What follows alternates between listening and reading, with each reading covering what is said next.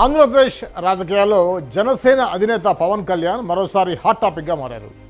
జనసేన ఉద్యమి ఆత్మీయ సమావేశంలో ఆయన చేసిన ప్రసంగం కేవలం పార్టీ కార్యకర్తలకే కాదు, మొత్తం రాజకీయ వర్గాల దృష్టిని ఆకర్షించింది. పార్టీ భవిష్యత్తు, రాజకీయ వ్యూహాలు, కార్యకర్తల త్యాగాలు, అధికార రాజకీయాలు, ప్రజా సమస్యలు, యువత పాత్ర, అలా అనేక కీలక అంశాలపై పవన్ కళ్యాణ్ భావోద్వేగంగా, అదే సమయంలో ఘాటుగా కూడా స్పందించారు. ఈ సమావేశం ద్వారా పవన్ కళ్యాణ్ ఇచ్చిన రాజకీయ సందేశం ఏమిటి? జనసేన భవిష్యత్తుపై ఆయన ఎలాంటి సంకేతాలు ఇచ్చారు? ఇప్పుడు చూద్దాం.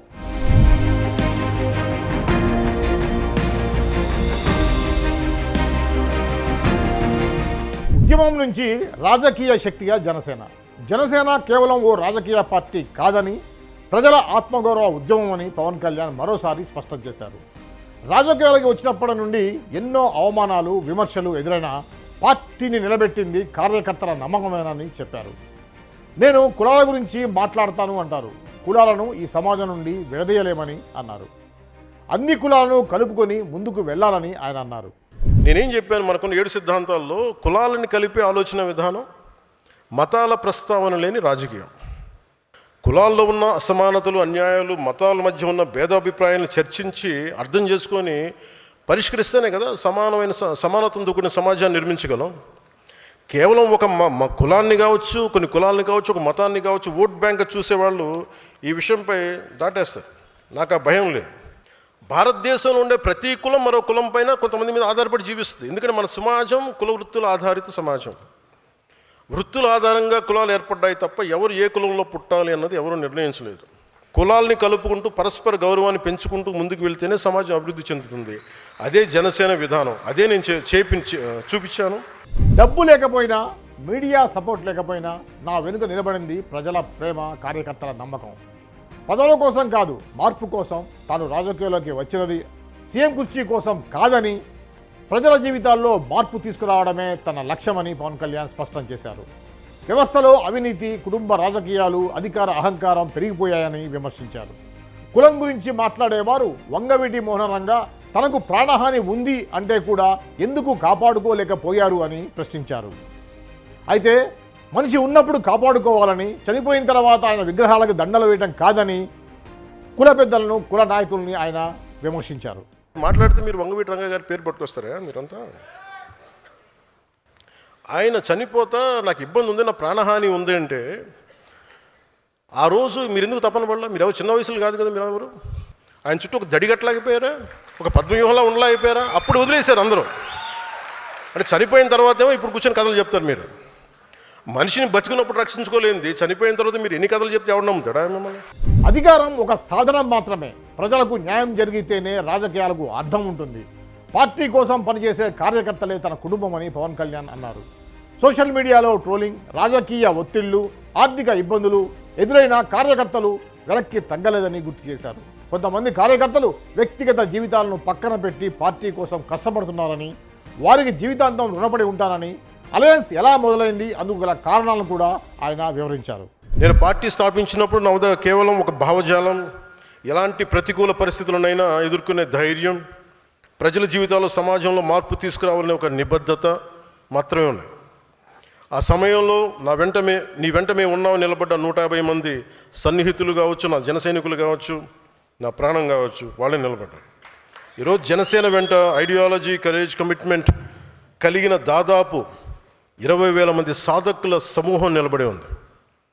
దాదాపు 21.5 లక్షల పైగా జన సైనికులు, వీర మహిళల్ని ఉద్యమ సభ్యులుగా చేర్చి ఒక్కడిగా ప్రారంభమైన జనసేనని ఈ రోజున 21.5 lakhsతో బలమైన జన సైన్యంగా తీర్చిదిద్దడంలో మీ పాత్ర చాలా కీలకం.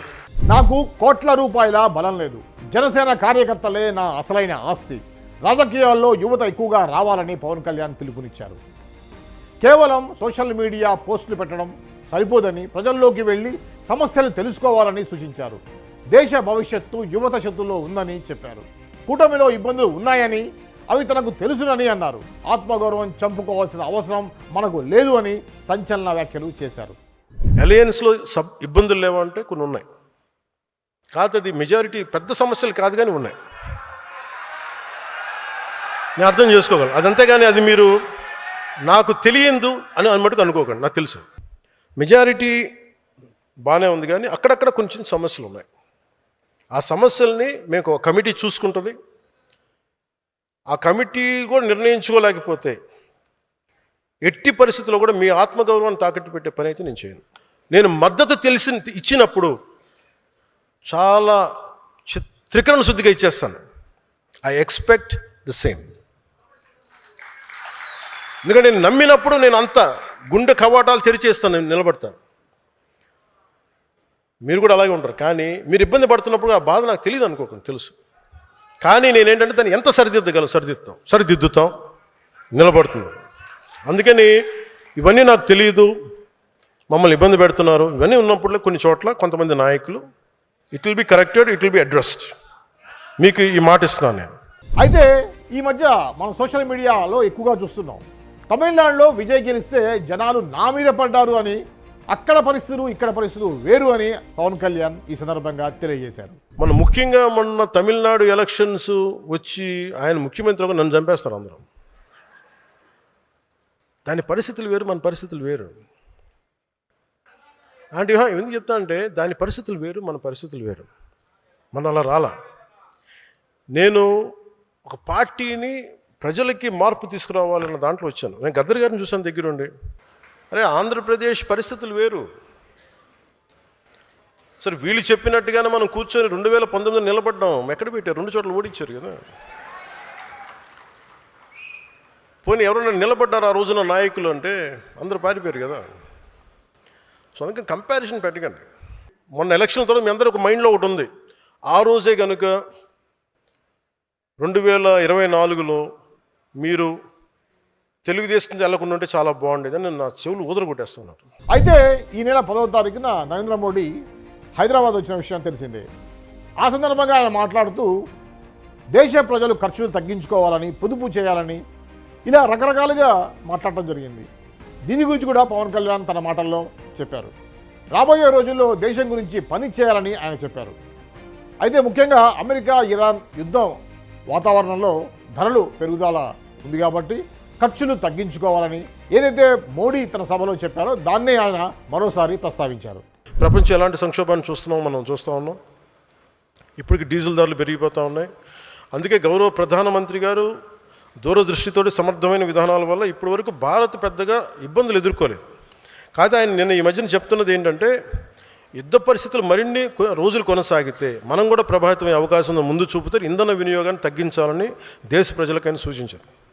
సో మనం కూడా మీరు 10 సార్లు వెళ్ళాల్సింది తగ్గించుకోండి, కనీసం 2 సార్లు తగ్గించండి.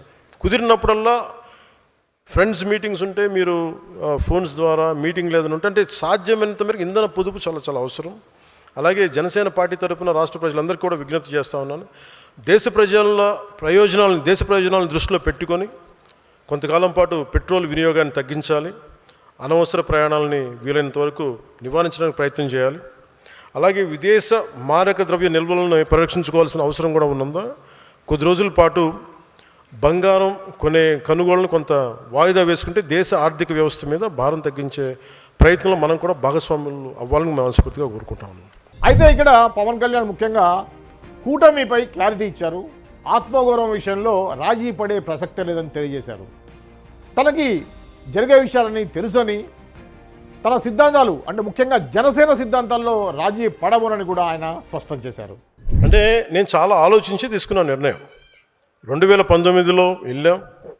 వాటన్నిటితో పాటు నాకు ఆ రోజు చాయిస్ ఉండింది ఒంటరికి వెళ్ళడానికి. ఎందుకంటే దానికి ముందే మనం మచిలీపట్నం చేసాం, 10 లక్షల మంది వచ్చారు జనం. ఒక కష్టపడి పని ఆయనతో నాకు ఆయన కొన్ని అంశాలను కొన్ని విభేదించి ఉండొచ్చు, కొన్ని అంశాలతోటి నేను కూర్చోబెట్టి మాట్లాడతాను ఈ రోజుకి. అలాంటిది ఆయన జైల్లో పెట్టినప్పుడు అది ఒక కీలకమైన పరిస్థితి అది. ఎందుకంటే ఆంధ్రప్రదేశ్కి ఎప్పుడూ సమస్య. చెన్నై నుంచి విడిపోయాం, కర్నూలుకి వెళ్ళాం, కర్నూలు నుంచి హైదరాబాద్కి వెళ్ళాం, హైదరాబాద్కి వెళ్తే ఇక్కడ లేదు. పోనీ ఇక్కడైనా ఓకే తెలంగాణలో గొడవ ఉంది, ఆంధ్రప్రదేశ్ మనం తమిళనాడులో గొడవ ఉంది, పోనీ ఇక్కడైనా బాగుంటారా అంటే 3 రాజధానులు అంటారు. ఉన్న రాజధాని నచ్చదు, 12 బోర్ గన్ను ఏదో ఉంటుంది. ఇవన్నీ అంటే నేను అనేది ఆంధ్రప్రదేశ్కి ఎప్పుడూ ఒక ఏకత్వం లేదు. అలాంటిది నేనేం చేశాను, నిర్ణయం తీసుకోవాలంటే నేను స్వార్థంగా వెళ్ళిపోయి ఉండొచ్చు. నాకు చాయిస్ ఉండింది ఆ రోజున.